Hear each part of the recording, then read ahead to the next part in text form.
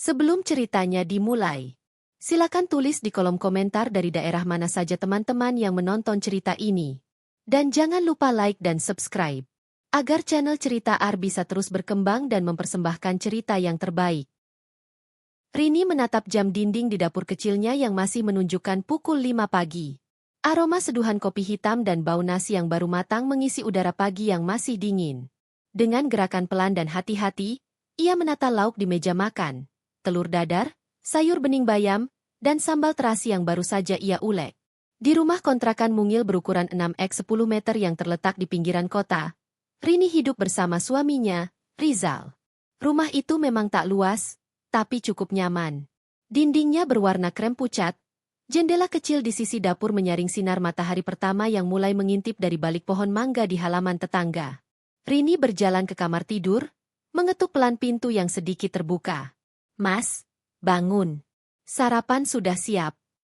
Dari balik selimut, Rizal menggeliat pelan. Pria itu masih tampak tampan bahkan dengan rambut awut-awutan dan mata yang setengah terbuka. Ia menguap panjang sebelum akhirnya duduk di tepi ranjang, mengusap wajahnya. "Udah pagi ya?"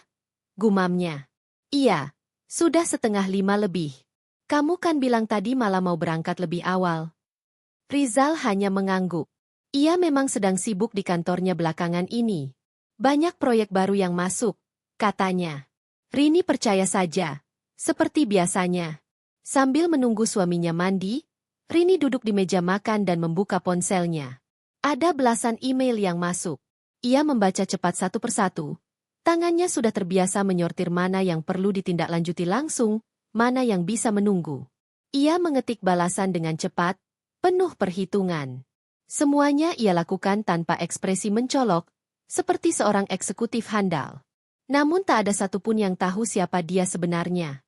Rini menyembunyikan jati dirinya dari Rizal sejak awal pernikahan. Bukan karena ia ingin membohongi, tapi karena ia ingin melihat apakah cinta Rizal tulus atau tidak. Saat pertama bertemu, Rizal adalah laki-laki biasa yang sederhana, tulus, dan tidak materialistis. Ia bekerja sebagai staf administrasi di sebuah perusahaan kecil. Saat itu, Rini sedang dalam fase menyamar sebagai relawan sosial di daerah kampus untuk program CSR perusahaannya. Rizal tidak tahu bahwa wanita sederhana itu adalah CEO perusahaan multinasional yang memiliki lebih dari 3.000 karyawan di seluruh Indonesia. Setelah mandi dan berganti pakaian kerja, Rizal duduk di kursi makan. Ia mengenakan kemeja biru langit yang sudah agak memudar warnanya. Ia makan dalam diam, matanya sesekali melihat ke arah ponsel. "Kamu kelihatan capek, Mas," kata Rini pelan sambil menuangkan air putih ke gelas suaminya. "Iya, kemarin lembur. Masih banyak kerjaan hari ini juga," jawab Rizal singkat. "Aku bisa bantu kalau kamu butuh sesuatu. Mungkin ngetik laporan atau..." Rizal mengangkat tangan. "Nggak usah, Rin. Aku bisa urus sendiri. Kamu nggak usah repot." Rini terdiam, menatap makanan di piringnya yang belum disentuh. Sudah beberapa bulan ini, Rizal memang mulai sering bersikap dingin. Ia tak lagi bercerita panjang lebar seperti dulu. Tapi Rini tetap sabar. Ia selalu percaya, rumah tangga harus dijaga dengan kesabaran dan komunikasi. Tapi belakangan, komunikasilah yang justru terasa paling hilang. Setelah selesai sarapan, Rizal bangkit dari kursi dan mengambil tas kerja lusuhnya yang tergantung di balik pintu. "Mas pergi dulu." Rini tersenyum, meski hatinya sedikit ngilu. "Hati-hati di jalan, Mas." Rizal tak membalas. Ia hanya mengangguk sambil membuka pintu dan melangkah keluar. Rini berdiri di depan pintu, memandang punggung suaminya yang berjalan menjauh, menyusuri gang sempit menuju jalan raya. Sepeninggal Rizal, Rini membereskan meja makan. Piring-piring ia bawa ke bak cuci dan dibersihkan satu persatu. Setelah itu, ia kembali ke kamar, membuka laptop yang tersimpan di dalam laci lemari tua, lalu menyambungkan koneksi internet. Dalam hitungan menit, ia sudah duduk tegak di depan layar, mengenakan headset, dan mengikuti rapat daring dengan direksi perusahaannya. Rini berubah total. Dari seorang istri sederhana menjadi wanita profesional yang penuh wibawa. "Selamat pagi semuanya. Rapat kita hari ini akan membahas evaluasi bulanan dan rencana ekspansi ke wilayah Kalimantan." Suaranya terdengar tegas namun tenang. "Direktur Keuangan, HRD, dan marketing masing-masing menyampaikan laporan mereka. Rini menyimak dengan seksama, mencatat beberapa poin penting, dan memberi arahan strategis. Ia tidak hanya pintar mengatur strategi, tapi juga mampu membaca situasi dengan presisi. Tak heran perusahaannya tumbuh pesat dalam 5 tahun terakhir sejak ia pegang langsung. 1 jam kemudian, rapat berakhir. Rini menutup laptop dan menyandarkan tubuhnya di kursi. Ia membuka laci, mengambil foto kecil yang tersimpan di antara tumpukan kertas. Foto dirinya bersama Rizal di hari pernikahan mereka. Di dalam foto itu, mereka tersenyum bahagia. "Apa kamu masih mencintaiku, Mas?" bisiknya pelan. Rini menghabiskan sisa pagi itu dengan bekerja dari rumah. Ia memantau laporan cabang, mengatur pertemuan dengan mitra baru, dan menandatangani beberapa dokumen penting. Semua ia lakukan dengan profesionalisme tinggi, tapi hatinya selalu kembali ke satu titik, rumah tangganya yang mulai terasa rapuh. Menjelang siang, Rini mengganti bajunya dan keluar ke pasar untuk belanja bahan makanan. Ia tidak pernah menyuruh Art atau asisten pribadi meski mampu. Baginya, menjadi istri yang merawat rumah dan suami dengan tangannya sendiri adalah sebuah kebanggaan. Di pasar, para pedagang mengenalnya sebagai Bu Rini, istri Pak Rizal. Mereka tak tahu bahwa wanita yang tawar-menawar cabai dan ikan di sana adalah pemilik dari PT Arunika Jaya Internasional, sebuah perusahaan distribusi dan retail terbesar di Indonesia. "Bu Rini, mau beli apa hari ini?" sapa ibu-ibu penjual sayur. "Sayur bayam 2 ikat, Bu. Tomat 1/4, cabai rawit 1 kilo, dan ayam 1/2 kilo, ya." "Siap, Bu Rini. Tumis-tumis buat Pak Rizal ya?" goda si ibu sambil tersenyum. Rini tersenyum samar. Iya, dia suka sambal dan sayur bening. Setelah belanja, Rini pulang dan mulai memasak untuk makan malam nanti. Ia tahu Rizal pasti lapar kalau pulang malam. Meski akhir-akhir ini sikapnya dingin, Rini tetap ingin memberikan yang terbaik. Ia percaya, cinta yang tulus harus konsisten meskipun diuji. Malam pun tiba. Rini sudah duduk di ruang tamu sejak pukul 7 malam. Meja makan sudah tertata rapi. Ia mengenakan daster bersih, rambut dikuncir rapi. Ia menatap jam yang terus berputar, namun pintu belum terbuka juga. Pukul 8. Tak ada kabar. Pukul 9:20. Rini mulai gelisah. Ia mengirim pesan ke Rizal. "Mas, sudah makan belum? Aku masak sambal dan ayam kesukaanmu. Aku tunggu ya."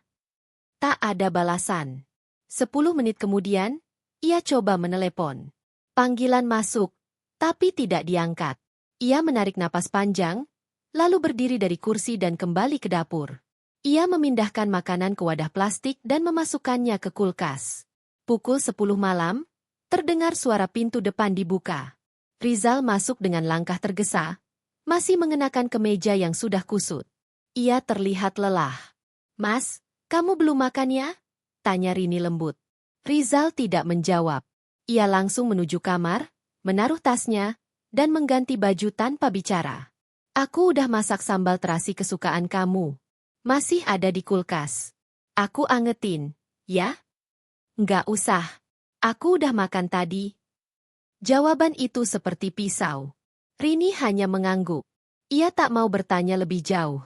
Ia tahu, sesuatu sedang berubah. Tapi ia masih tak tahu apa. Rizal merebahkan tubuhnya di sofa. Ia membuka ponsel dan mulai tertawa kecil sambil mengetik sesuatu. Rini melirik. Ada foto selfie perempuan di layar ponsel itu. Wajahnya tidak asing. Perempuan itu pernah ia lihat di satu dokumen HR perusahaan yang ia tanda tangani beberapa minggu lalu. Namanya Dinda. Dan senyumnya sangat berbeda dari senyum seorang rekan kerja. Rini kembali ke kamar tanpa berkata sepatah pun. Ia duduk di atas ranjang, menatap cermin kecil di meja rias. Wajahnya lelah, tapi tetap terlihat lembut. Ia meraba pipinya, lalu tersenyum getir. "Kenapa aku merasa seperti ini?" Tapi belum waktunya menyerah. Ia masih percaya bahwa rumah tangga ini bisa diperbaiki. Atau setidaknya, ia berharap begitu. Sudah lebih dari 2 minggu sejak malam itu. Malam ketika Rini menyaksikan perubahan kecil dalam sorot mata suaminya. Sejak malam itu pula, rumah yang tadinya hangat berubah menjadi ruang yang asing dan sunyi. Pagi-pagi seperti biasanya, Rini bangun lebih dulu. Ia menyiapkan sarapan, menyeduh kopi, dan melipat pakaian yang belum sempat disetrika malam sebelumnya. Semua dilakukan dengan rutinitas yang sama. Tapi ada satu hal yang berubah. Senyum Rizal sudah tak pernah muncul lagi saat mata mereka bertemu di meja makan. Setiap hari, Rizal pulang lebih malam dari biasanya. Ia bilang lembur.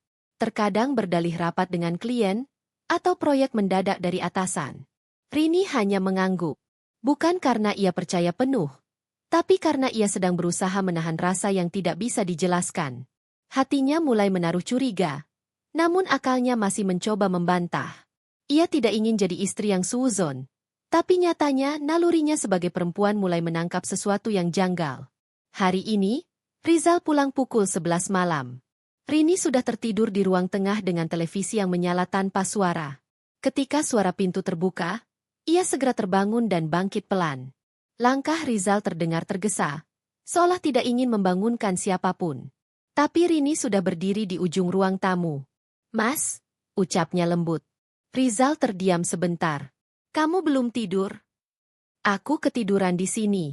Aku tungguin kamu." Rizal tidak menjawab. Ia membuka sepatunya lalu berjalan ke dapur untuk mengambil air minum. Rini mengikutinya dengan langkah pelan. Matanya menangkap sesuatu yang mencolok dari tas kerja Rizal yang terbuka di sofa. Sebuah kotak kecil. Merah muda. Rini mengenal betul itu bukan miliknya. Kotak lipstik. Dengan cepat, Rini mengambil kotak itu dan mengangkatnya di hadapan Rizal. "Ini punya siapa, Mas?" Rizal menoleh. Wajahnya berubah. Tangannya memegang gelas. "Bukan urusan kamu." Jawaban itu seperti tamparan. Dada Rini sesak. Ia mencoba tetap tenang. "Kamu bawa lipstik di tas kerja kamu. Kamu pulang hampir tengah malam. Kamu makin hari makin jauh. Aku istrimu, Mas. Aku punya hak untuk tahu." Rizal berjalan menghampirinya, merampas kotak lipstik itu lalu melemparkannya ke tempat sampah. "Udah, jangan sok interogasi. Aku capek. Nggak pengen diributin tiap pulang." Tapi Mas berubah. Kamu bahkan gak pernah cerita lagi soal kerjaan, soal teman kantor. Dulu kita selalu bicara sebelum tidur. Sekarang, kamu bahkan gak pernah menyentuh tanganku lagi. Wajah Rizal mengeras. Ia menatap Rini tajam. "Mungkin karena kamu membosankan. Rin, kamu terlalu datar. Hidupmu itu monoton. Bahkan kamu gak pernah berdandan." Rini membeku. Matanya mulai berkaca. Tapi ia mencoba mengatur napas. "Aku tetap begini karena aku percaya. Kamu menikahiku karena aku apa adanya. Hidup itu butuh warna. Rin, aku butuh seseorang yang bikin aku merasa hidup, bukan yang tiap hari nyodorin sambal dan sayur bening." Ucapan itu menancap dalam-dalam. Rini tidak berkata-kata. Ia hanya menunduk, lalu melangkah masuk ke kamar tanpa menoleh lagi. Malam itu, ia menangis dalam diam. Tapi tangisnya bukan karena sakit hati, melainkan karena ia tahu, seseorang sedang mulai membunuh cinta yang ia bangun dengan sepenuh hati. Keesokan paginya, suasana rumah kembali sunyi. Rini bangun lebih awal seperti biasa, tapi kali ini ia tidak menyiapkan apapun. Ia hanya duduk di depan meja makan sambil memandang kosong. Rizal keluar kamar dengan mata sayu. Ia sempat menatap istrinya, namun tak berkata sepatah pun. Ia mengambil jaketnya, lalu keluar begitu saja. Begitu Rizal pergi, Rini langsung mengambil ponsel dan membuka aplikasi pemantau lokasi yang sudah ia pasang diam-diam 2 hari lalu. Titik biru menunjukkan arah yang berlawanan dengan kantor tempat Rizal bekerja. Ia memutuskan untuk diam. Belum saatnya berkonfrontasi. Hari itu, ia pergi ke kantornya. Tidak melalui pintu utama. Ia masuk lewat akses khusus direksi yang langsung menuju lantai 8, lantai tempat ruang kerja pribadinya berada. Begitu tiba, sekretarisnya langsung menyambut. "Selamat pagi, Bu Rini. Semua jadwal sudah saya susun. Ada satu tambahan, evaluasi staf baru di cabang Jakarta Selatan. Namanya Dinda." Jantung Rini berdegup kencang. Nama itu muncul kembali. Ia minta semua data Dinda ditampilkan. Di layar monitor, muncul foto seorang wanita muda, cantik, berdandan berlebihan. Wajah yang sama dengan foto selfie di ponsel Rizal. Dinda. Usia 26 tahun. Masuk sebagai staf junior di bagian sales support. Penempatan awal, cabang Jakarta Selatan. Saat ini sedang mengikuti pelatihan 2 bulan, dengan kemungkinan naik jabatan jika performa bagus. Dari laporan HR, Dinda sangat aktif dan disukai banyak karyawan karena pembawaannya yang ceria dan berani. Rini menyipitkan mata. Ia menarik napas panjang. Perempuan ini tidak tahu siapa dirinya. Tidak tahu bahwa CEO di perusahaan tempat ia bekerja adalah istri dari pria yang kini sedang ia dekati. Namun Rini belum ingin menunjukkan diri. Ia masih ingin memastikan semuanya dengan mata kepala sendiri. Sore harinya, saat semua pekerjaan selesai, Rini berganti pakaian. Bukan pakaian kantoran. Ia mengenakan kemeja polos dan jeans sederhana. Rambutnya ia ikat. Ia tampak seperti wanita biasa yang baru pulang dari pasar. Ia naik ojek online menuju kantor tempat Rizal bekerja. Ia menunggu di seberang jalan, duduk di bangku taman kecil di bawah pohon rindang. Pukul 6 sore, pintu kantor terbuka. Rizal keluar, diikuti oleh Dinda yang tampak menyandarkan kepala di bahu Rizal sambil tertawa. Rizal menggenggam tangan wanita itu, lalu dengan entengnya membukakan pintu mobil untuk Dinda. Mobil itu bukan mobil kantor, tapi mobil pribadi. Milik siapa? Rini tidak tahu. Tapi yang jelas, suaminya baru saja memasukkan wanita lain ke dalam kendaraan itu dan melajukan mobil pergi. Rini hanya bisa mematung. Dadanya panas. Tangannya gemetar. Tapi tak setetes pun air mata jatuh.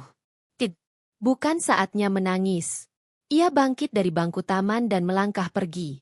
Malam itu di rumah, Rini tidak bicara apa-apa. Rizal pulang tengah malam, tampak mabuk. Ia langsung masuk kamar dan tidur di sofa. Rini hanya menatap dari pintu kamar, lalu menutup pintu pelan. Paginya, ia menulis surat untuk dirinya sendiri. Rin, kamu bukan wanita lemah. Kamu bukan istri yang patut diperlakukan seperti ini. Tapi sabar bukan kelemahan. Kamu akan tahu kapan saatnya bicara. Dan saat itu tiba, dunia akan tahu siapa kamu sebenarnya.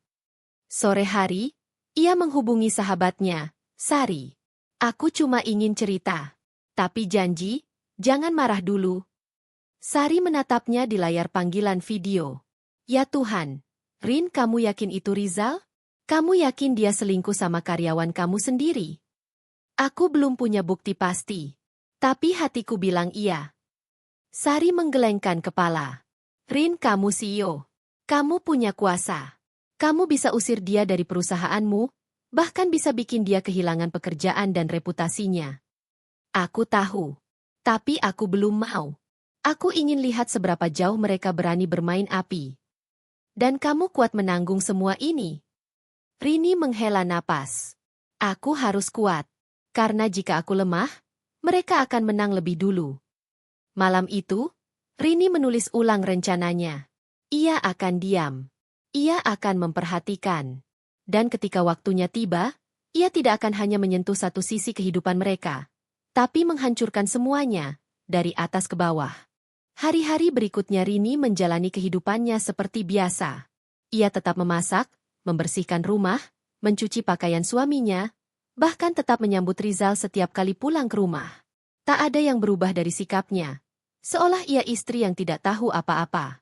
Padahal jauh di dalam dirinya, ia telah mempersiapkan banyak hal. Matanya yang dulu lembut kini menyimpan dingin.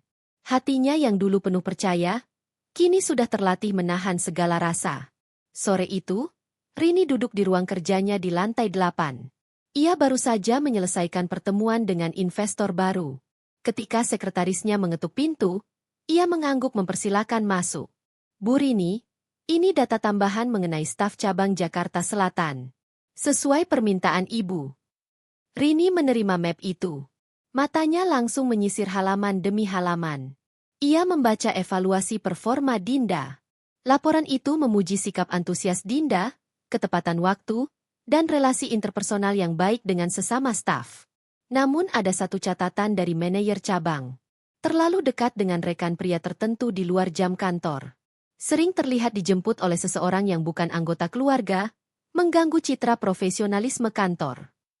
Rini menandai catatan itu dengan pulpen merah. Lalu ia membuka layar CCTV perusahaan yang terhubung dengan sistem pusat. Ia minta tim IT menampilkan fotage 2 minggu terakhir dari gerbang utama cabang Jakarta Selatan. Ia menonton, diam, serius, hingga akhirnya menemukan yang ia cari.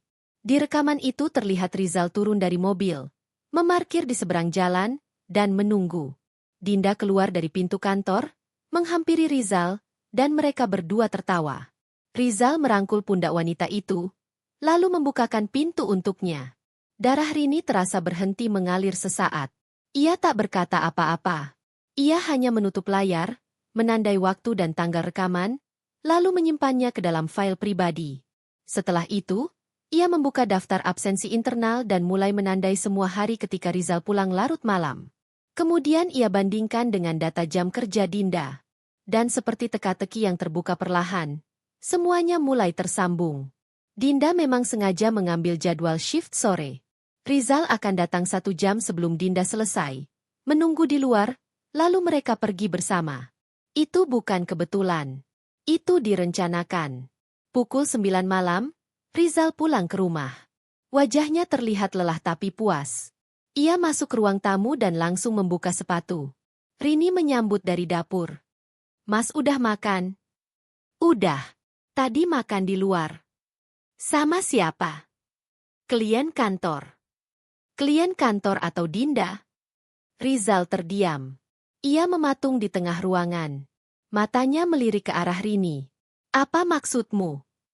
Aku cuma tanya. Soalnya kamu sering lembur. Tapi aku nggak pernah dengar kamu ngomongin soal kerjaan. Kamu nggak pernah cerita soal target, proyek, atau klien. Tapi kamu selalu pulang larut. Aku cuma penasaran. Klien kamu itu, Dinda ya? Rizal melempar tas ke sofa. Suaranya mulai naik. Kamu mulai ngawur, Rin. Aku kerja cari uang buat kita. Tapi kamu malah suuzon. Kalau kamu memang kerja, kenapa kamu bohong soal lipstik di tasmu kemarin? Udah kubuang, kan? Kenapa kamu buang? Kalau itu bukan apa-apa, kamu pasti bisa kasih penjelasan. Tapi kamu malah marah. Malah menyerang aku seolah aku yang salah. Rin. Rizal membentak. Kamu itu nggak tahu diri. Aku kerja banting tulang. Kamu malah ributin hal-hal kecil. Kamu pikir hidup ini gampang. Aku tahu hidup ini nggak gampang, Mas. Makanya aku sabar. Makanya aku nggak langsung nuduh. Tapi aku juga punya mata. Punya hati. Dan aku bukan boneka yang bisa kamu cuekin begitu aja. Rizal mendengus. Mungkin kamu harus ngaca. Lihat dirimu. Kamu nggak menarik. Kamu nggak punya pesona. Nggak ada gairah dalam hidup kamu. Mungkin aku memang salah milih pasangan. Rini terdiam. Bibirnya gemetar, tapi matanya tetap tajam. Kalau memang kamu menyesal menikahiku, kenapa kamu nggak pergi saja, Mas? Aku memang akan pergi. Aku muak hidup kayak gini. Tanpa menunggu jawaban, Rizal masuk ke kamar dan membanting pintu. Rini berdiri kaku di ruang tamu. Napasnya berat, dadanya bergetar, tapi air matanya tetap tertahan. Ia tahu, malam ini adalah malam terakhir hatinya berharap. Besoknya, Rini mengatur jadwal untuk datang langsung ke cabang Jakarta Selatan. Bukan sebagai CEO, tapi sebagai ibu rumah tangga yang ingin menawarkan produk UMKM ke toko-toko binaan perusahaan. Ia sengaja menyamar sebagai mitra kecil untuk mendekati suasana internal kantor itu. Di sana, ia menyaksikan sendiri bagaimana Dinda berlaku seenaknya. Dinda bersikap genit kepada semua pria muda, bicara dengan suara keras, dan tertawa tanpa batas. Tapi yang paling menyakitkan adalah saat Rini melihat foto Rizal di layar ponsel Dinda, yang ditunjukkan pada teman-teman sesama staf. Pacarku ini, ganteng, ya? Masih muda, badannya oke, sabar, perhatian banget. Walau dia belum kaya, tapi dia beda dari cowok-cowok lain. Salah satu temannya menjawab, tapi dia udah nikah, kan? Katanya dia punya istri. Dinda tertawa keras. Istrinya itu, biasa aja. Kayak pembantu. Nggak ada cantik-cantiknya. Dingin, nggak menarik, dan nggak punya gaya hidup. Ya pantes aja ditinggal. Kalimat itu menghantam Rini seperti batu besar di dada. Ia berdiri hanya 2 meter dari mereka. Namun Dinda tidak mengenalinya. Ia hanya tampak seperti perempuan biasa. Rini langsung pulang hari itu. Ia tak sanggup meneruskan akting. Di rumah, ia mengunci diri di kamar, menyalakan laptop, dan membuka seluruh laporan keuangan serta riwayat kerja Dinda. Ia mulai mencatat semua kesalahan prosedur, absensi yang bolong, laporan yang telat, dan komunikasi tidak profesional. Ia menyusun semuanya dalam satu folder, bersiap menghadap HRD untuk evaluasi. Tapi ia menahan diri. Belum saatnya. Ia akan tunggu Rizal mengakui semuanya. Ia ingin mendengar langsung dari mulut suaminya, bahwa wanita itu lebih baik dari dirinya. Ia ingin memastikan Rizal benar-benar melepasnya. Dan saat itu terjadi, barulah permainan sebenarnya dimulai. Malam itu, saat Rizal pulang, Rini duduk di ruang makan. Meja kosong. Tidak ada makanan. Tidak ada aroma masakan. Rizal mengernyit. Nggak masak. Rini tersenyum tipis. Kan kamu bilang makanan aku nggak ada rasanya. Nggak ada gairah. Jadi mulai sekarang, kamu bisa makan di luar saja, seperti biasanya. Rizal terdiam. Kamu mau kopi? Tanya Rini. Rizal mengangguk pelan. Rini berdiri, mengambil air panas, menyeduh kopi sachet, lalu meletakkannya di hadapan Rizal. Ia menatap lurus mata suaminya. Aku tahu semuanya. Mas, aku tahu kamu sama Dinda. Aku tahu kalian pergi tiap malam. Aku tahu kalian tidur bareng. Cangkir di tangan Rizal berhenti bergetar. Ia tidak menyangkal. Ia tidak bertanya balik. Ia hanya menunduk. Aku nunggu kamu jujur. Tapi kamu nggak pernah mau jujur. Jadi sekarang, aku cuma mau tanya satu hal. Apa? Kamu masih mau terusin rumah tangga ini? Rizal tak menjawab. Ia menatap lantai. Lalu menggeleng. Enggak, jawabnya pelan. Aku udah nggak punya rasa. Rini mengangguk. Baik, aku terima. Jadi kita cerai. Iya, kita cerai. Malam itu, Rini mengirim pesan kepada pengacaranya. Lalu ia duduk di depan laptop, membuka laporan Dinda, dan mengetik perintah singkat ke kepala HRD. Segera siapkan proses pemutusan hubungan kerja atas nama Dinda Prameswari. Alasan? Pelanggaran etika dan profesionalisme. Esoknya, dunia mereka akan berubah. Tapi mereka belum tahu. Mereka belum sadar. Tapi Rini sudah siap menanti akhir dari kebodohan dua orang yang berani menyentuh hatinya dengan dusta. Hujan mengguyur deras sore itu ketika Rini duduk sendirian di ruang tamunya yang remang. Suasana rumah terasa makin dingin, tak hanya karena cuaca, tapi juga karena sesuatu yang sudah berubah dari dalam dinding rumah itu. Sejak malam perbincangan terakhir, tidak ada lagi dialog antara dia dan Rizal. Mereka hidup seperti dua orang asing dalam satu atap, tak saling menyapa, tak saling bertanya. Hanya langkah kaki dan suara pintu yang saling bersahutan tiap pagi dan malam. Pagi ini, Rini bangun lebih awal dari biasanya. Ia tidak membuat sarapan, tidak menyeduh kopi, bahkan tidak menyentuh dapur sama sekali. Ia hanya duduk di meja makan, menatap selembar surat yang sudah ia tanda tangani.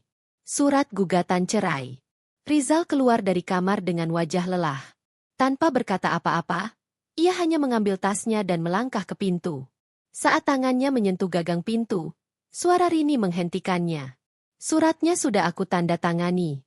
Kamu tinggal bawa ke pengacara. Sidang pertama 2 minggu lagi. Rizal tak menoleh. Ia hanya berdiri kaku sejenak sebelum akhirnya membuka pintu dan pergi tanpa sepatah kata pun. Rini menarik napas panjang. Pagi itu, ia menghubungi Sari dan meminta ditemani ke kantor hukum untuk menyerahkan dokumen cerai ke pengacara mereka. Di dalam mobil, Sari terus menatapnya dengan mata sendu. Rin, kamu yakin udah siap? Aku nggak cuma siap, Sar. Aku sudah selesai. Selesai percaya, selesai berharap. Kalau dia tahu siapa kamu sebenarnya, biarkan dia tahu nanti. Saat segalanya sudah terlambat. Sari menggenggam tangan Rini erat. Tak ada lagi yang bisa dikatakan. Di dalam dada Rini, ada luka yang menganga. Tapi juga ada bara api yang mulai menyala. Api itu bukan sekadar kemarahan, tapi keyakinan.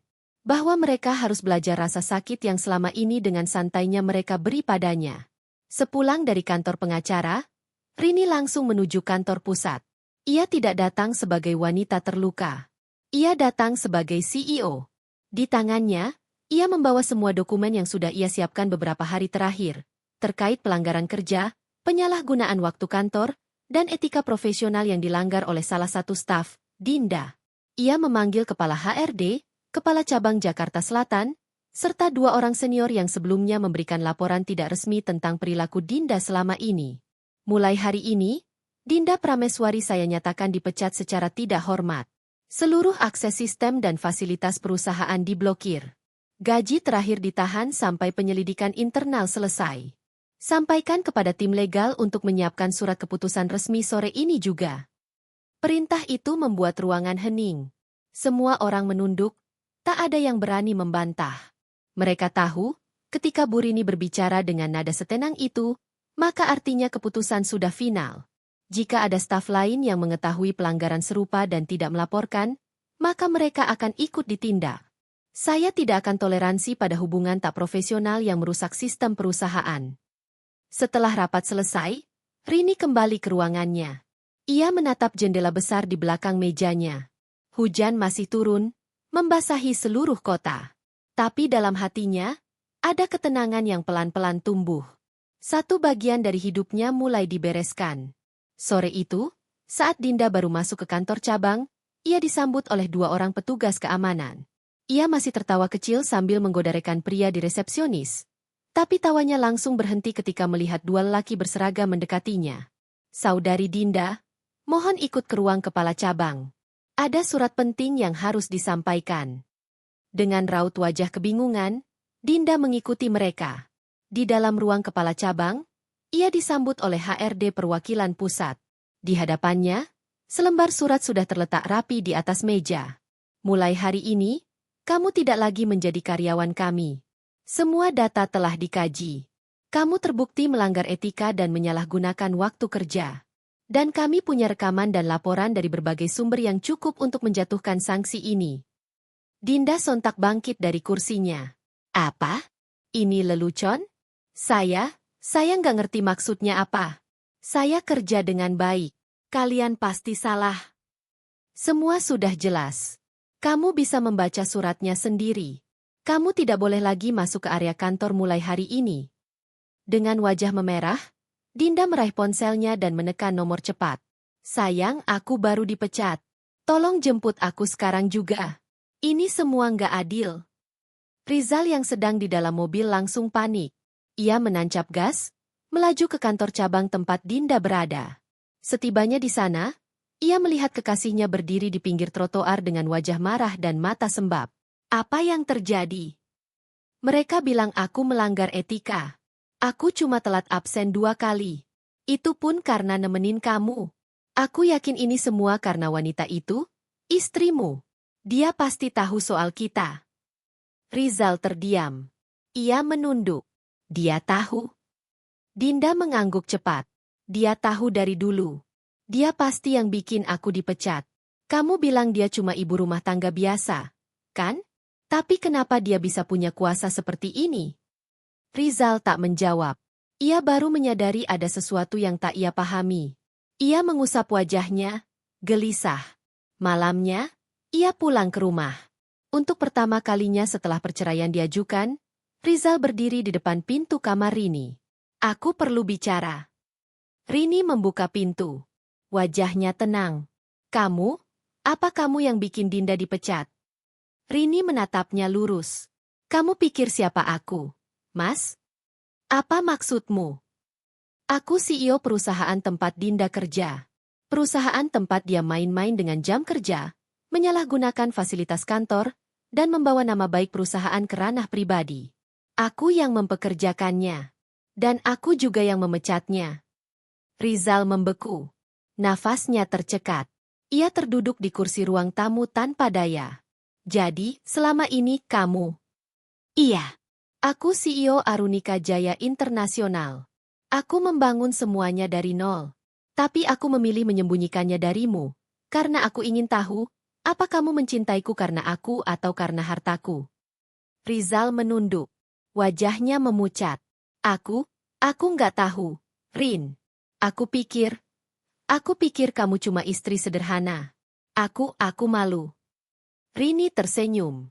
Bukan malu yang harus kamu rasakan, tapi tanggung jawab. Kamu hancurkan rumah tangga ini demi wanita yang bahkan tidak tahu batas profesional. Kamu permalukan aku sebagai istri. Kamu permainkan kepercayaanku. Sekarang, kamu harus siap menerima akibatnya. Rizal ingin bicara, tapi lidahnya keluh. Ia tahu semuanya sudah terlambat. Besok, aku minta kamu keluar dari rumah ini. Surat cerai sudah kuajukan. Proses akan segera berjalan. Dan jangan coba-coba datang lagi setelah ini. Segala bantuan yang selama ini kamu nikmati dariku, akan diputus total. Kamu akan tahu rasanya hidup tanpa sokongan. Rizal tidak bisa berkata apa-apa. Malam itu, ia tidur di sofa. Dan keesokan paginya, ia pergi tanpa membawa banyak barang. Ia hanya membawa tas kerja dan satu koper kecil. Untuk pertama kalinya dalam hidupnya, Rizal merasa sendirian. Dan untuk pertama kalinya, Rini merasa tenang. Tenang karena akhirnya, satu babak dari kisah pengkhianatannya sudah selesai.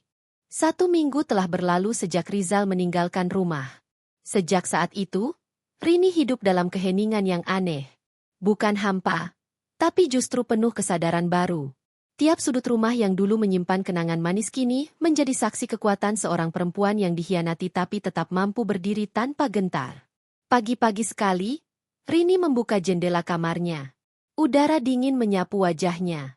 Ia tersenyum kecil, mengenang betapa selama ini ia menyembunyikan kekuatannya hanya demi mempertahankan cinta. Tapi cinta, jika tak dihargai, hanya menjadi luka yang terus menggerogoti. Ia duduk di meja makan sendirian. Tak ada lagi 2 cangkir kopi. Tak ada lagi piring ganda. Semua tinggal satu. 1 cangkir, 1 sendok, 1 piring. Tapi dalam kesendirian itu, ia merasa lebih lengkap dari sebelumnya. Ponselnya berbunyi. Sebuah pesan masuk dari pengacaranya. Proses perceraian berjalan lancar. Jadwal sidang pertama minggu depan. Tim kami sudah menyiapkan semua dokumen dan bukti pendukung. Rini mengetik balasan singkat. Terima kasih. Mohon terus dikawal sampai selesai. Setelah menghabiskan sarapan, ia mengganti pakaian dan bersiap ke kantor pusat. Hari itu ia punya agenda penting. Memimpin rapat tahunan dengan semua kepala cabang dan menyampaikan strategi ekspansi besar-besaran ke wilayah timur Indonesia. Di ruang rapat utama, semua mata tertuju padanya. Tak ada satupun yang tahu bahwa CEO mereka baru saja menjalani proses perceraian setelah diselingkuhi oleh seorang pria yang tampaknya biasa saja tapi ternyata sanggup merusak hati yang setia. Tapi Rini berdiri di hadapan mereka, seperti biasa, tegas, elegan, dan tidak tergoyahkan. Terima kasih atas kehadiran rekan-rekan semua. Hari ini kita akan membahas agenda terpenting tahun ini, perluasan pasar ke daerah Maluku, Papua, dan Nusa Tenggara. Presentasinya berjalan mulus. Ia menjelaskan peta strategi, sumber daya, target distribusi, dan proyeksi pendapatan dengan bahasa yang lugas dan akurat. Semua direksi manggut-manggut kagum. Di balik senyumnya, tak ada yang bisa menebak bahwa ia menyimpan luka besar. Tapi itulah Rini, seorang pemimpin yang tidak membiarkan masalah pribadi mempengaruhi profesionalismenya. Usai rapat, Sari menghampiri. Kamu luar biasa, Rin. Nggak ada satupun yang bisa lihat kamu baru aja disakiti begitu parah. Rini hanya tersenyum. Aku nggak mau kelihatan lemah. Kalau aku jatuh, semua ini ikut goyah. Aku harus lebih kuat dari rasa sakitku. Sari menarik napas panjang. Ngomong-ngomong, kamu mau tahu kabar Rizal? Rini mengangkat alis. Kamu tahu dia di mana? Ya, dia sekarang ngontrak kamar kecil di daerah Cipinang.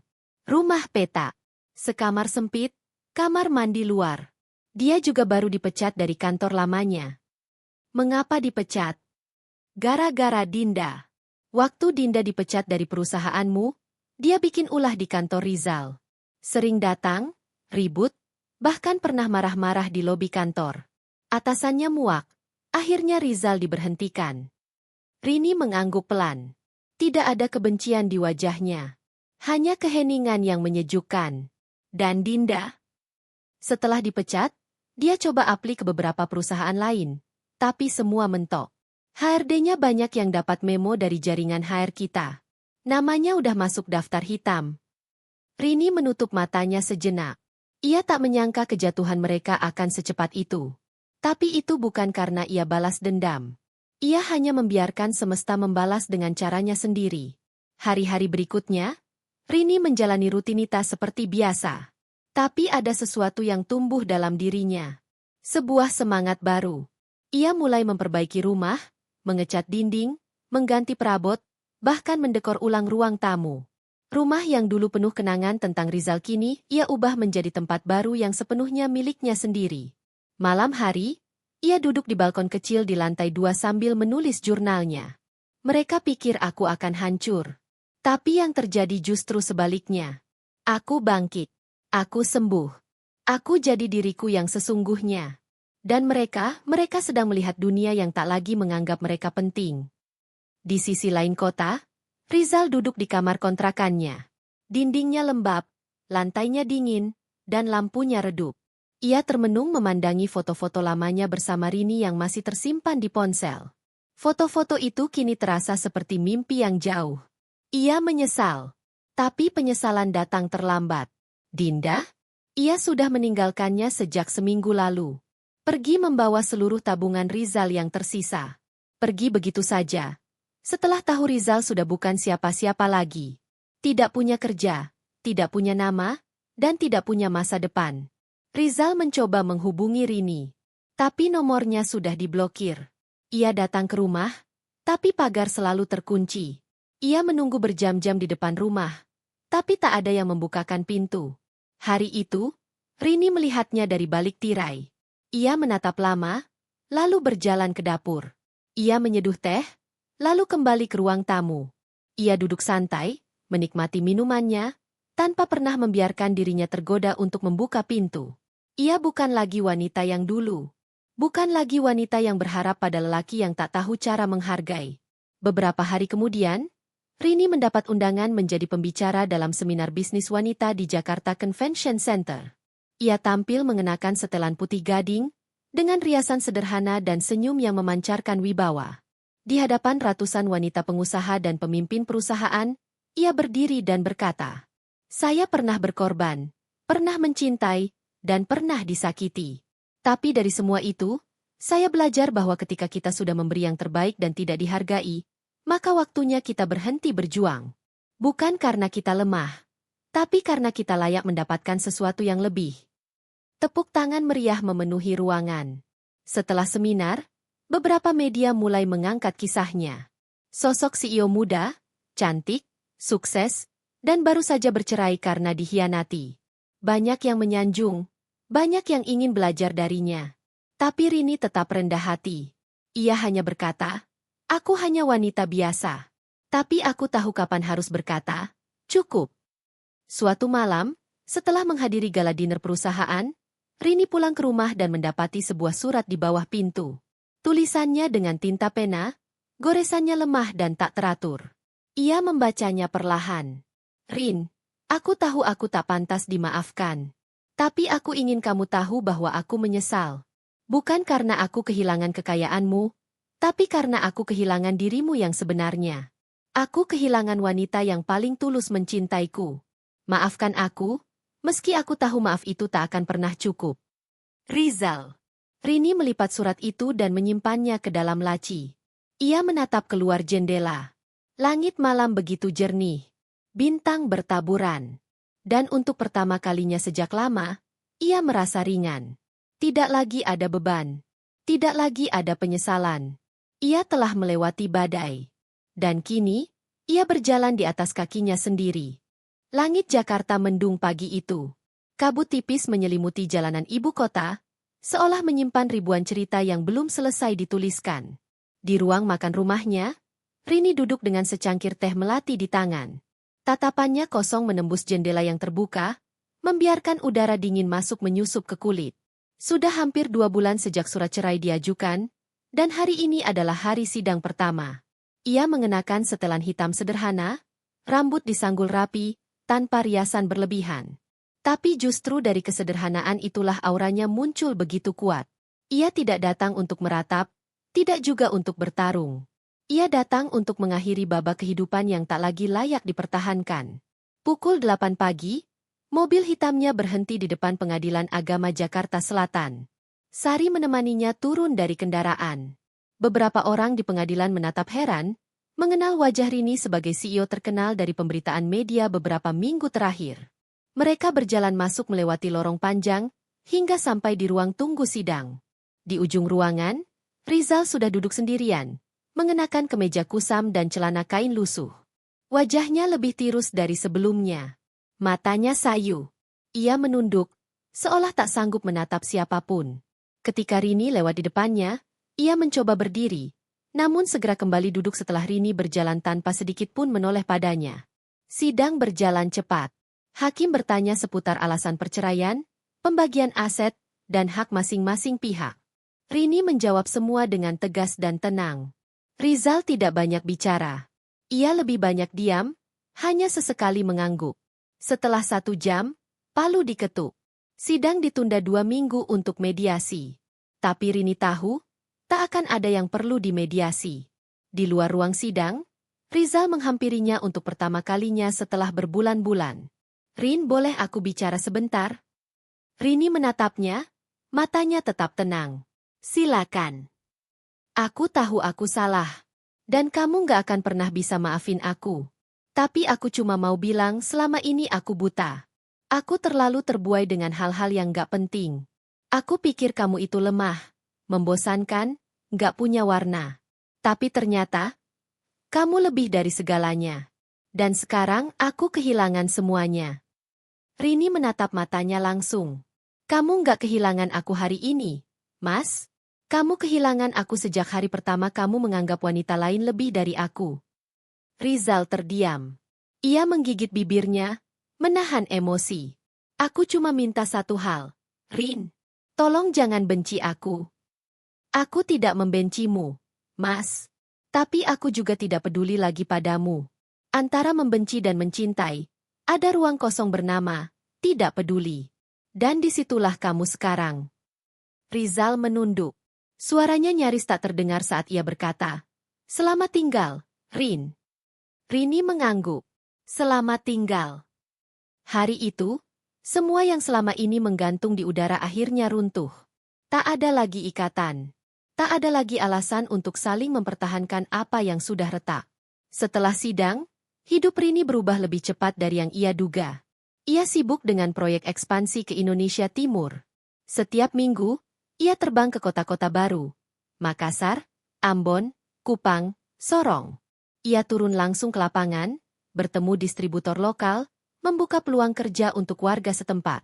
Perusahaannya makin berkembang pesat. Nama Arunika Jaya Internasional melejit di media. Dan nama Rini, perlahan berubah dari sekadar CEO menjadi ikon wanita tangguh Indonesia. Tapi di balik kesibukannya, Rini mulai merasa ada ruang kosong di hatinya. Bukan karena kehilangan cinta, tapi karena terlalu lama memendam luka tanpa pernah benar-benar membuka diri. Sampai suatu hari, ia bertemu seseorang dalam forum diskusi ekonomi di Bali. Seorang pria berkacamata, berperawakan tenang, dengan gaya bicara yang lembut tapi mantap. Namanya Arman. Dia dosen ekonomi yang juga aktif dalam gerakan sosial UMKM daerah. Mereka pertama kali bertemu saat duduk bersebelahan dalam sesi workshop. Arman menyapanya terlebih dulu, menyadari siapa Rini dari papan nama di dada jasnya. Bu Rini, saya pengagum karya-karya Ibu. Saya membaca artikel Ibu soal sistem distribusi organik di Papua. Luar biasa sekali. Rini tersenyum kecil. Terima kasih. Tapi saya hanya menjalankan apa yang saya yakini, bahwa bisnis harus menyentuh orang kecil, bukan sekadar mencetak laba. Percakapan mereka berlanjut di ruang makan malam gala dinner. Arman ternyata cerdas, punya empati tinggi, dan tidak terkesan dengan popularitas. Ia tidak menanyakan soal kehidupan pribadi Rini, tidak juga penasaran soal perceraiannya yang viral. Ia hanya tertarik pada apa yang Rini perjuangkan. Dan dari situ, kedekatan mereka tumbuh perlahan. Bukan dalam romansa instan, tapi dalam obrolan panjang. Dalam saling menghargai. dalam saling memahami bahwa masing-masing punya luka, tapi tetap bisa saling menerima. Suatu malam, saat mereka makan malam di sebuah warung kaki lima di Surabaya, Rini bertanya pelan, "Apa kamu nggak takut dekat dengan wanita yang sudah pernah gagal membangun rumah tangga?" Arman tersenyum. "Kalau kegagalan itu membuatmu jadi seperti sekarang, aku rasa itu bukan kegagalan. Itu proses pendewasaan." Rini terdiam. Kata-kata itu menghantam lembut ke dalam jiwanya. Ia menyadari bahwa luka tak selalu harus disembuhkan. Kadang luka itu cukup diterima. Dan dari sana, kita belajar melangkah lagi. Sementara itu, Rizal hidup dalam kesulitan. Pekerjaan sulit didapat. Nama baiknya hancur. Banyak perusahaan menolak lamaran kerjanya karena reputasinya yang buruk. Bahkan ia harus menjual ponsel pintarnya untuk membayar uang kontrakan. Di suatu sore hujan, ia duduk di emperan warung kecil, menatap langit yang kelabu. Ia tidak pernah menyangka hidupnya akan sedemikian jatuh. Ia mencoba menghubungi teman-temannya, tapi satu persatu menjauh. Bahkan keluarganya sendiri mulai malas membantunya, karena terlalu sering ia menyanyiakan bantuan mereka. Satu-satunya orang yang masih sering ia pikirkan adalah Rini. Tapi Rini sudah hilang dari semua jangkauan. Ia mencoba mencari nama Rini di media sosial, tapi semua akun diblokir. Bahkan alamat emailnya pun sudah tak bisa diakses. Ia hanya bisa menatap potongan foto mereka yang sudah sobek separuh, masih ia simpan di dompet lusuh. Dalam hati, ia bergumam, andai aku sadar lebih awal. Tapi penyesalan selalu datang terlambat. Dan dalam hidup, kesempatan kedua tidak selalu tersedia. Sementara itu, Rini pulang ke rumahnya malam itu dengan hati tenang. Ia duduk di ruang tengah sambil membaca laporan keuangan. Di seberangnya, Arman menghidangkan teh hangat. "Kamu nggak capek?" tanya Arman. Rini tersenyum. "Capek, tapi bahagia." Arman duduk di sebelahnya. "Kamu tahu? Kamu wanita paling kuat yang pernah aku temui. Tapi juga wanita yang paling tahu caranya mencintai, bahkan setelah dikhianati." Rini menatapnya dalam. "Aku dulu mencintai orang yang salah. Tapi bukan berarti cintaku salah. Hanya salah tempat." Arman menggenggam tangannya. "Kali ini, biarkan aku jadi tempat yang benar." Untuk pertama kalinya setelah semua luka, Rini tersenyum dengan mata yang damai. Ia tidak lagi menatap masa lalu. Karena kini, ia sedang menatap masa depan. Dan masa depan itu bukan tentang membalas, tapi tentang bangkit. Tentang berjalan lagi, di atas luka, tapi dengan kepala tegak. Pagi itu, sinar matahari menembus sela-sela tirai kamar Rini, membentuk garis-garis keemasan di dinding putihnya. Aroma kopi dan roti panggang menyambutnya ketika ia turun ke lantai bawah. Di dapur, Arman tengah berdiri membelakangi kompor, mengenakan apron abu-abu dan wajah serius seperti chef profesional. "Pagi," ucap Rini dengan senyum hangat. "Pagi, Nona CEO," balas Arman sambil membalik roti di atas wajan datar. "Kita sarapan ringan." "Ya, hari ini kamu banyak meeting, kan?" Rini tertawa pelan. Kehangatan pagi itu seperti anugerah kecil yang selama ini ia rindukan. Sejak kehadiran Arman, rumah itu tak lagi terasa dingin. Tak lagi sunyi seperti dulu saat setiap sudutnya hanya menyimpan luka dan ingatan akan pengkhianatan. Setelah sarapan, Rini berangkat ke kantor. Hari itu ia punya pertemuan dengan tim akuisisi perusahaan retail besar dari Malaysia yang tertarik menjadi mitra ekspansi Arunika Jaya di Asia Tenggara. Di ruang rapat besar lantai 15, seluruh direksi hadir. Rini memimpin rapat dengan percaya diri dan ketajaman strategi yang membuat semua pihak terpukau. Namun yang mengejutkan adalah usai pertemuan itu, sekretarisnya datang dengan raut wajah ragu. "Bu, barusan ada seseorang datang, dia mengaku mantan suami ibu. Dia minta waktu 5 menit saja untuk bicara." Rini terdiam. Sesaat ia terpaku. Ia kira semua sudah selesai. Tapi ternyata masa lalu belum sepenuhnya menyerah. "Suruh dia tunggu di lobi. 5 menit. Tidak lebih," ucap Rini tenang. Ia turun ke lobi. Di sana, Rizal duduk di salah satu kursi dengan kepala tertunduk. Pakaiannya kusut, wajahnya jauh lebih tua dari usianya. Ketika melihat Rini mendekat, ia berdiri cepat. "Rini, aku tahu aku seharusnya nggak datang. Tapi aku cuma butuh Penutup. Aku cuma butuh mengakui semua kesalahan secara langsung. Aku tahu, kamu tidak akan pernah memaafkan aku, dan aku tidak berharap. Tapi izinkan aku minta maaf. Rini menatapnya. Dalam 5 detik itu, ia bisa merasakan semua emosi bercampur. Kecewa, marah, luka, dan kosong. Ya, kini tidak ada lagi cinta. Tidak ada lagi harap. Tidak ada lagi keterikatan apapun. Rizal, kamu datang pada tempat dan waktu yang salah. Dulu aku pernah memberimu segalanya. Cinta, pengorbanan, kepercayaan. Tapi kamu menghancurkannya dengan tanganmu sendiri. Sekarang, aku sudah bukan lagi wanita yang kamu tinggalkan. Aku sudah jauh lebih kuat. Dan aku tidak butuh penutupan darimu. Karena yang kamu hancurkan sudah kutata kembali dengan tanganku sendiri. Rizal menunduk, bibirnya bergetar. Aku kehilangan arah. Rin, setelah kamu pergi, aku kehilangan segalanya. Dinda ninggalin aku. Pekerjaan hilang. Aku bahkan sempat tinggal di kolong jembatan selama seminggu. Tapi aku sadar, semuanya dimulai dari aku sendiri. Rini mengangguk pelan. Aku doakan kamu menemukan jalan hidupmu sendiri. Tapi kamu tidak akan pernah kembali dalam hidupku. Dengan tenang, Rini berbalik dan meninggalkannya berdiri sendiri di tengah lobi megah kantor yang dulu sering ia bersihkan setiap pagi untuk membuatkan kopi Rizal sebelum berangkat kerja. Dunia berputar. Dan hari ini, ia berdiri sebagai pemilik gedung itu. Hari demi hari berlalu. Proyek ekspansi ke Malaysia berjalan lancar. Sementara itu, Armand mulai bergabung menjadi konsultan strategis di perusahaan Rini. Ia tidak mengambil gaji besar. Ia hanya ingin membantu dari sisi sosial. Bersama, mereka membangun program pemberdayaan wanita pedesaan, membuka pelatihan gratis untuk janda, ibu tunggal, dan perempuan korban kekerasan rumah tangga. Satu demi satu daerah disambangi.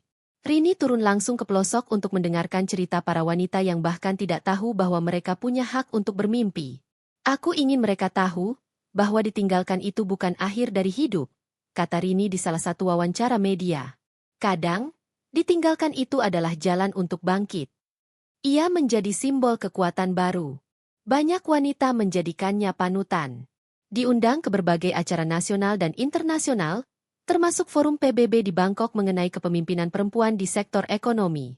Namun meski semuanya tampak sempurna, Rini tetap menjaga keseimbangannya. Ia tidak ingin hanyut dalam popularitas. Ia tetap mengatur waktunya untuk diri sendiri, membaca buku, berdoa, menanam bunga, dan berbincang dengan Arman di teras rumah saat senja mulai turun.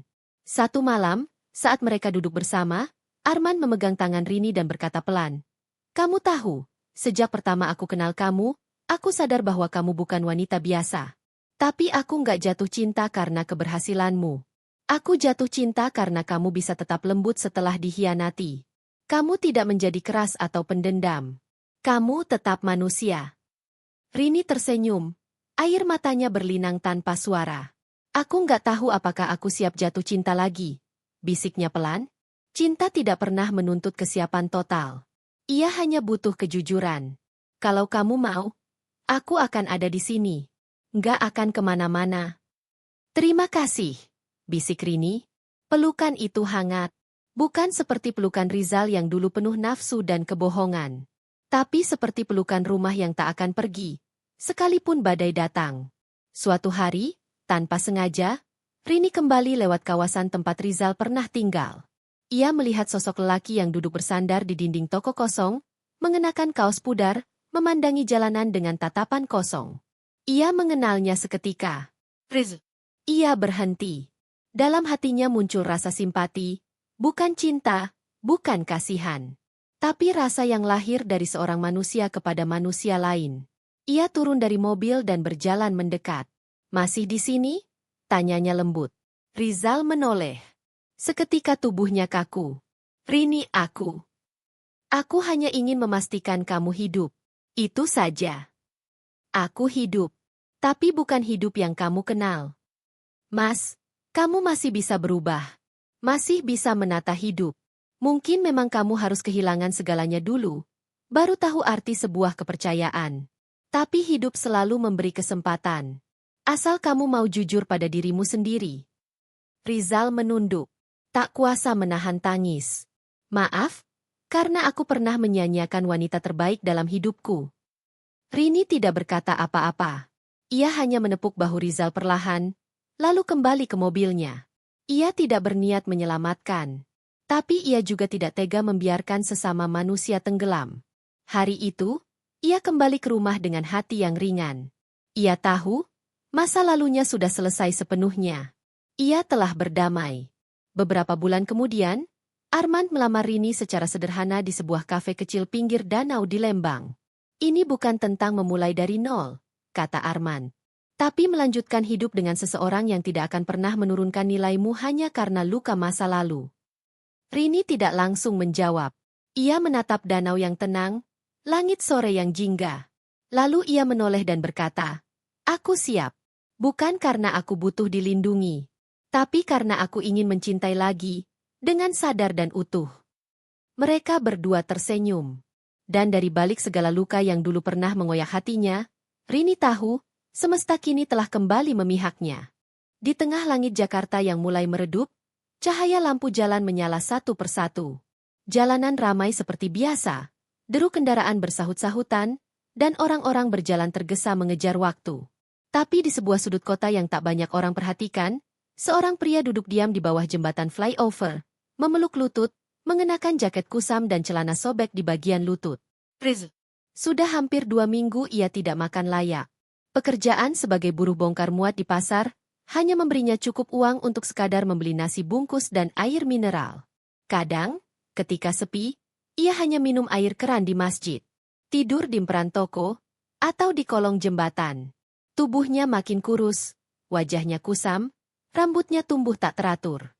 Setiap malam ia meringkuk, mencoba menghangatkan diri dengan jaket tua, berharap hujan tak turun terlalu deras. Dinda telah lama menghilang. Setelah membawa kabur sisa uang di tabungannya, wanita itu tak pernah kembali. Tidak ada pesan, tidak ada jejak. Rizal sempat mencoba mencarinya ke kos lama Dinda, tapi kamar itu telah disewa orang lain. Hari itu, perutnya terasa perih.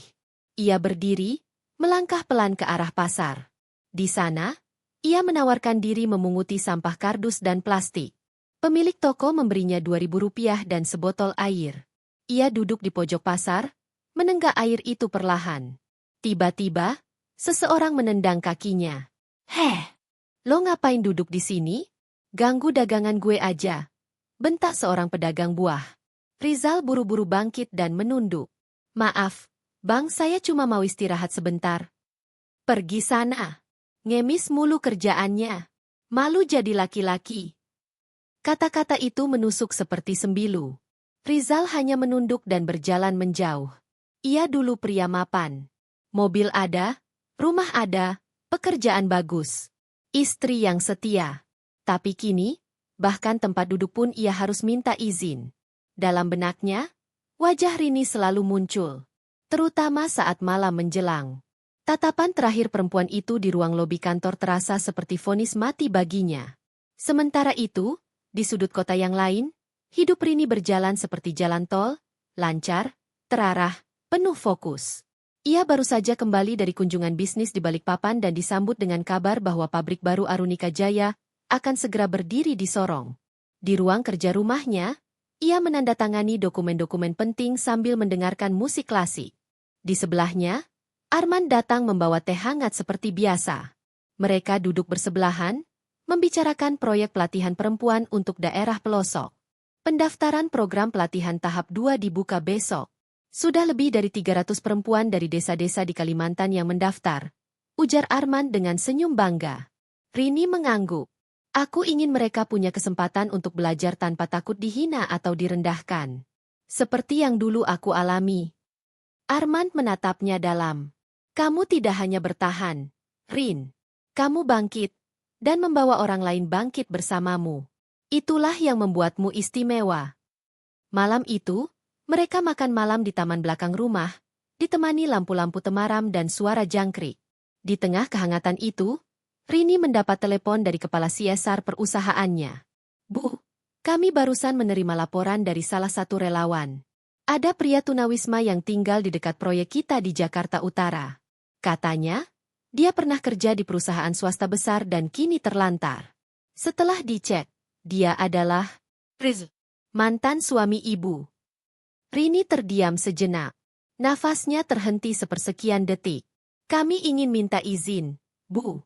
Kalau ibu tidak keberatan, kami bisa bantu dia masuk program rehabilitasi kerja dan pelatihan di shelter kita.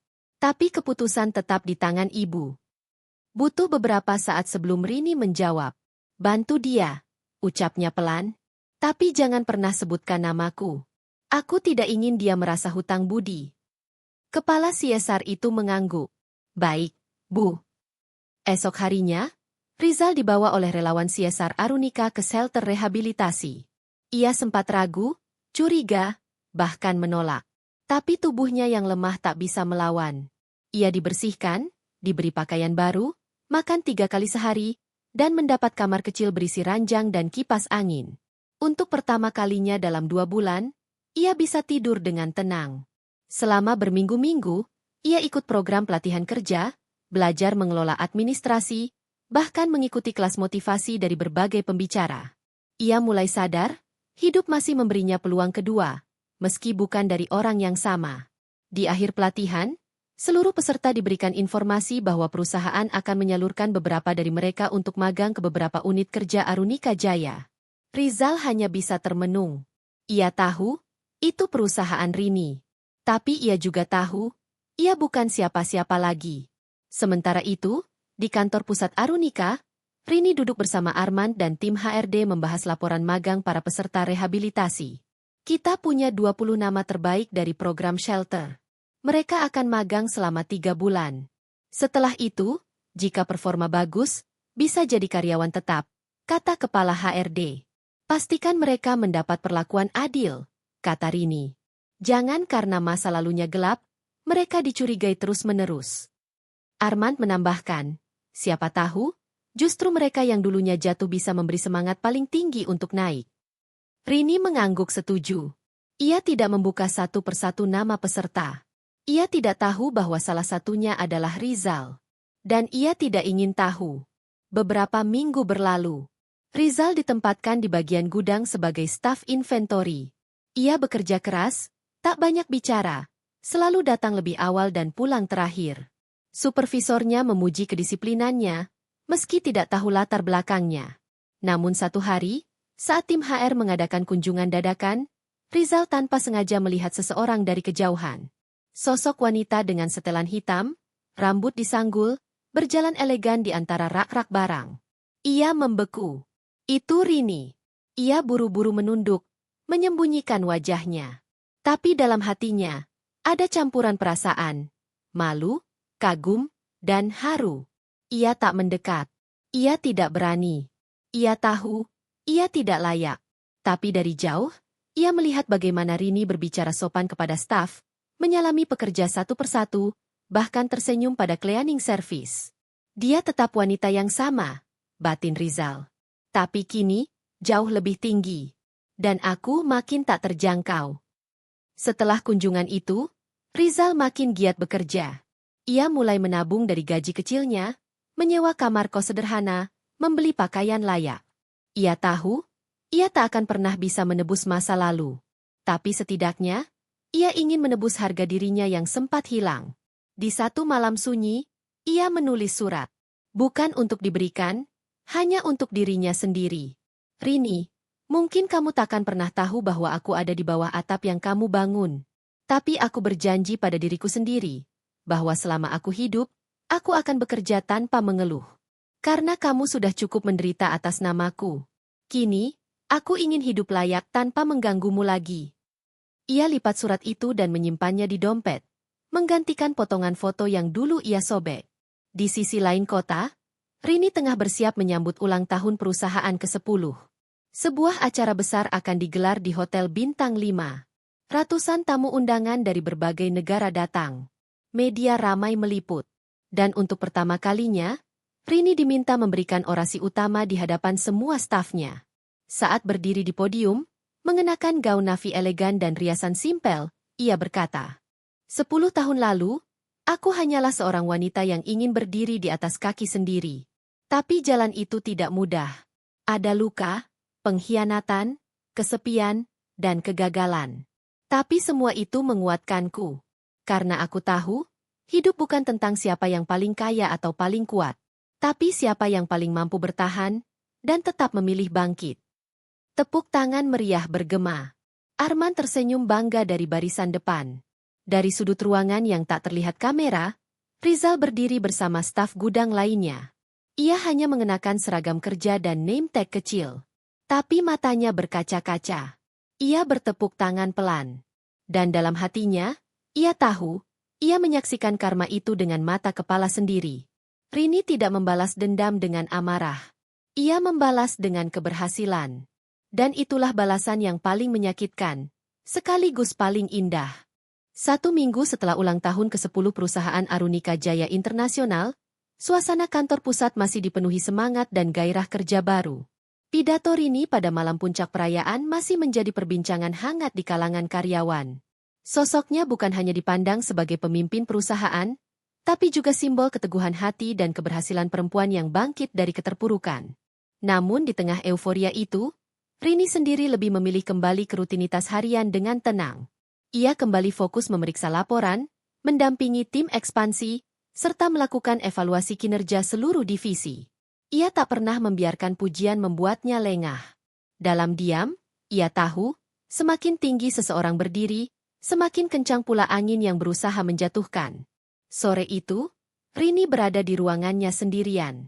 Ia menatap layar laptop, membaca laporan kinerja gudang cabang Jakarta Timur. Ada satu nama yang menarik perhatiannya. Nama itu muncul berkali-kali dalam catatan supervisor sebagai karyawan paling rajin, tidak pernah terlambat, sangat sopan, dan disukai rekan kerja. Riz. Nama itu terpampang jelas, lengkap dengan identitas dan nomor kepegawaiannya. Namun tidak ada foto.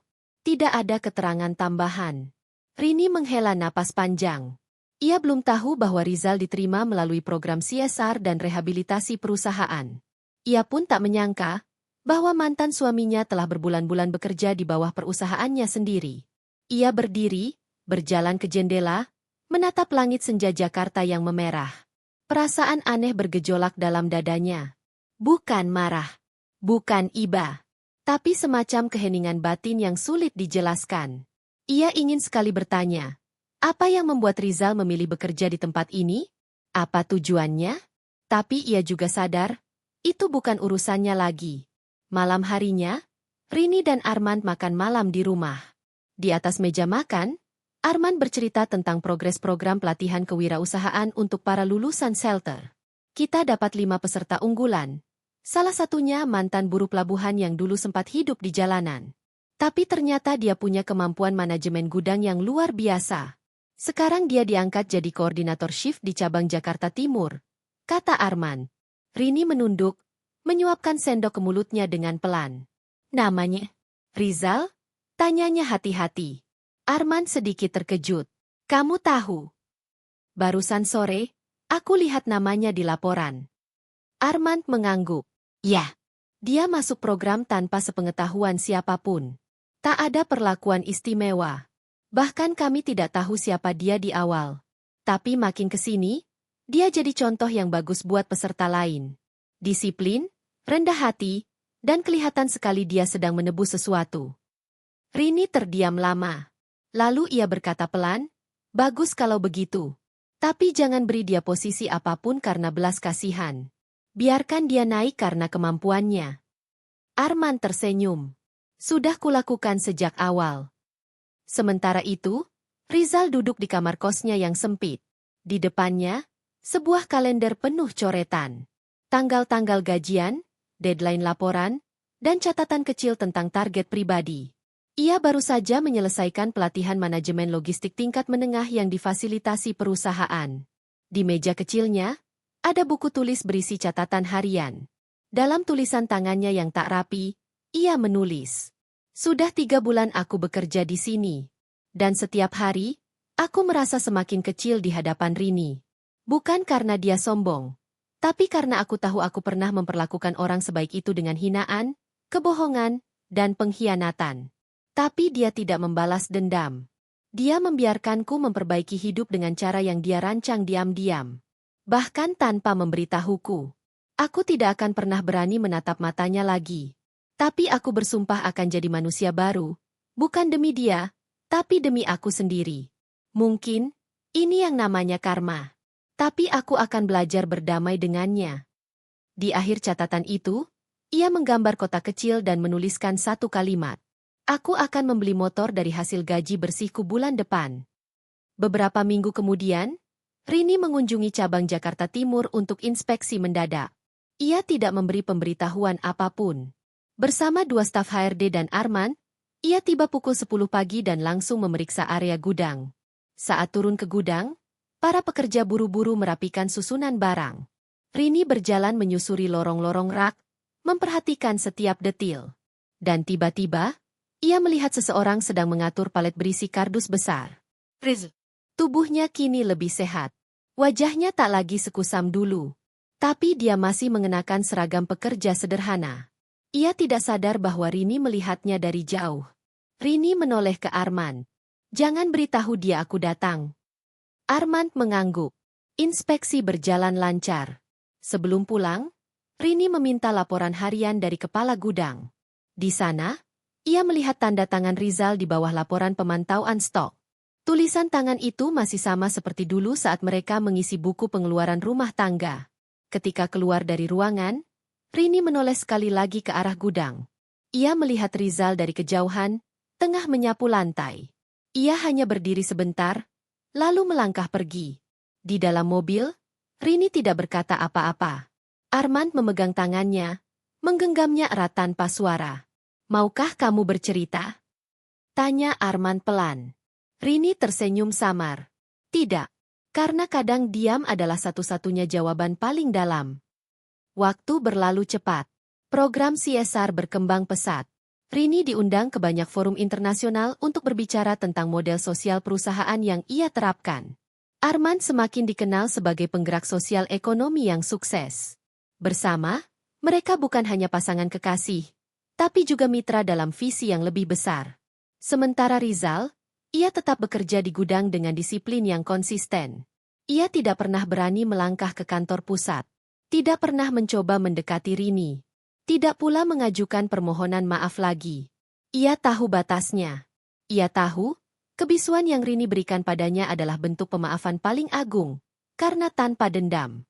Suatu sore, saat Rizal sedang beres-beres gudang, kepala HRD datang menyampaikan berita. Rizal, kamu ditugaskan jadi pelatih logistik untuk cabang baru di Semarang. Tugas selama 3 bulan. Gaji naik. Semua difasilitasi. Rizal terdiam. Matanya memerah. Ia tak pernah bermimpi sejauh itu. Kenapa saya, Pak? Karena kamu layak. Hari itu, Rizal menatap langit senja di atas atap gudang. Ia menggenggam erat dompet lusuh yang di dalamnya masih ada surat lamanya untuk Rini. Ia tahu, mungkin tak akan pernah bisa menghapus kesalahannya. Tapi hidup telah memberinya satu hal penting. Kesempatan untuk membuktikan bahwa manusia bisa berubah, asal sungguh-sungguh. Dan di kejauhan, di balik gedung tinggi kantor pusat, Rini duduk di ruang kerjanya, membuka laptop, dan melihat laporan kerja dari staf terbaik gudang Jakarta Timur. Rizal Darmawan. Ia tersenyum tipis. Kemudian menutup laptopnya dan berkata pada diri sendiri. Terima kasih, karena tidak menyerah pada hidup. Karena dengan begitu, aku pun bisa menutup luka tanpa kebencian. Matahari belum sepenuhnya terbit ketika Rini berdiri di depan cermin panjang di kamarnya. Mengenakan setelan jas putih bersih, rambut disanggul anggun, dan wajah hanya dirias tipis, ia tampak seperti dirinya bertahun-tahun lalu, namun dengan aura yang berbeda. Kini ia bukan perempuan yang pernah ditinggalkan, bukan perempuan yang hanya tahu caranya mencintai, tapi perempuan yang tahu caranya mencintai diri sendiri, lebih dari siapapun. Hari itu adalah hari penting. Bukan hanya untuknya secara pribadi, tetapi untuk seluruh tonggak sejarah yang telah ia bangun dari puing-puing kehidupan lamanya. Ia akan meresmikan lembaga pelatihan nasional untuk perempuan korban kekerasan, kemiskinan, dan penelantaran. Lembaga itu diberi nama Rumah Arunika, tempat di mana perempuan yang pernah merasa hancur bisa membangun ulang hidup mereka dari awal. Armand menunggu di bawah, mengenakan batik elegan berwarna biru tua. Di tangannya, ia membawa seikat bunga lavender. Ketika Rini turun tangga, ia berdiri tegap sambil menyodorkan bunga itu dengan senyum tulus.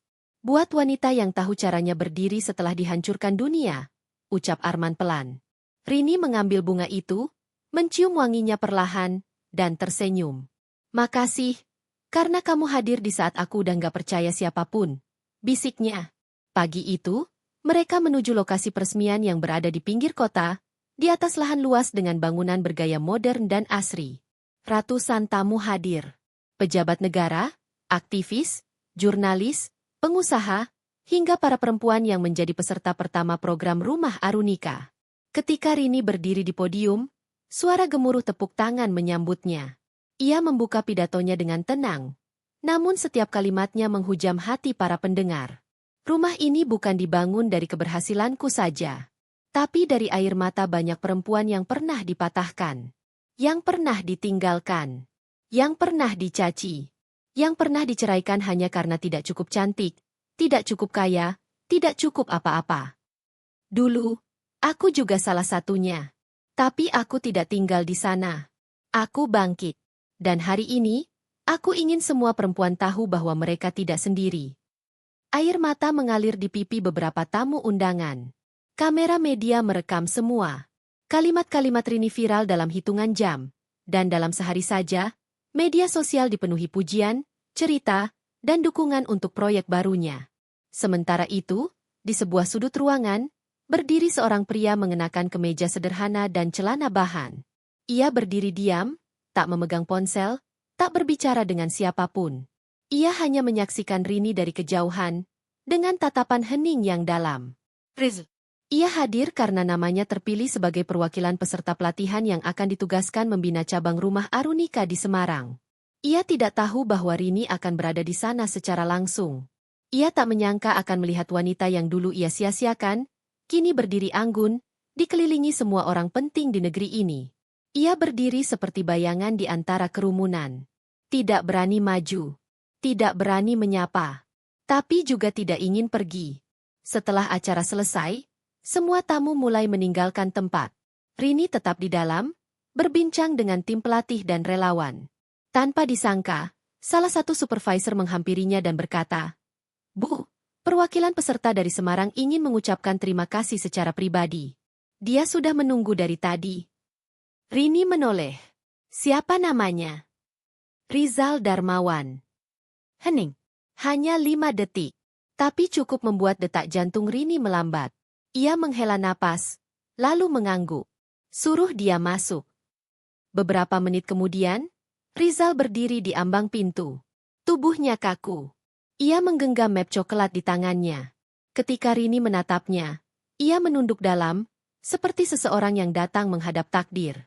"Silakan duduk," ucap Rini, datar namun sopan. Rizal duduk, tapi tidak langsung bicara.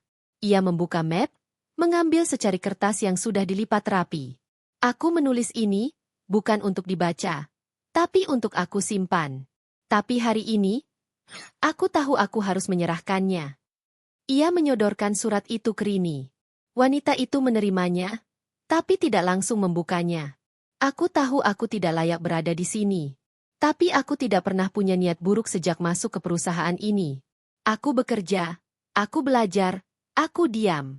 Karena aku tahu kadang, meminta maaf pun tidak cukup." Rini menatapnya lama. Tak ada amarah, tak ada luka. Hanya keheningan yang panjang. "Kamu benar. Maaf tidak akan cukup," ucapnya pelan. "Tapi aku tidak membencimu, Rizal. Karena untuk membenci, aku harus menyisakan ruang untukmu di hati. Dan ruang itu sudah lama kututup." Rizal menunduk. Bahunya sedikit bergetar. "Kamu tidak perlu membalas apapun. Cukup jalani hidupmu dengan jujur. Itu saja sudah lebih dari cukup," lanjut Rini. Ia berdiri, menandakan bahwa pertemuan mereka selesai. Namun sebelum Rizal keluar, Rini berkata lagi, "Dan satu hal, aku tidak pernah membalasmu. Aku hanya meneruskan hidupku. Dan hidupku berjalan sangat jauh tanpa harus menyeret kamu di belakangnya." Rizal hanya mengangguk, lalu pergi. Dengan langkah lambat, namun dengan kepala sedikit lebih tegak dari sebelumnya. 2 tahun kemudian. Nama rumah Arunika kini tersebar di 12 provinsi. Lebih dari 30.000 perempuan telah diberdayakan. Rini kini tidak lagi mengurus manajemen harian.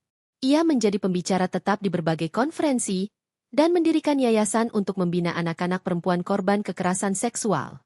Sementara itu, Armand resmi menjadi suaminya dalam sebuah pernikahan sederhana di Pegunungan Dieng. Hanya dihadiri keluarga dan sahabat terdekat. Tidak ada pesta mewah. Hanya kebahagiaan tenang yang tak perlu diumbar. Rizal, kini menjadi kepala pelatihan logistik di rumah Arunika cabang Kalimantan. Ia hidup sederhana. Menyewa rumah petak, mengurus kebun kecil, dan mengajar sukarela anak-anak jalanan matematika dasar setiap minggu. Ia tidak pernah mencoba menghubungi Rini lagi. Tapi setiap kali ia melihat bangunan dengan papan nama, Rumah Arunika, ia tersenyum, lalu menunduk hormat dalam hati. Karena ia tahu, di sanalah segala cerita tentang kejatuhannya dan kebangkitannya bermuara. Dan Rini di balkon rumah mungilnya di Lembang. Ia duduk dengan secangkir teh dan laptop di pangkuan. Di sebelahnya, Armand membaca buku. Matahari mulai tenggelam, memantulkan cahaya keemasan ke wajahnya yang damai. Ia menutup laptop, lalu berbisik pada dirinya sendiri. Dulu, aku ingin membalas. Tapi kini, aku hanya ingin mencintai hidupku. Senja menyapa mereka perlahan. Dan di bawah langit yang tak lagi abu-abu, cerita Rini tak pernah benar-benar berakhir. Ia hanya berjalan, terus berjalan.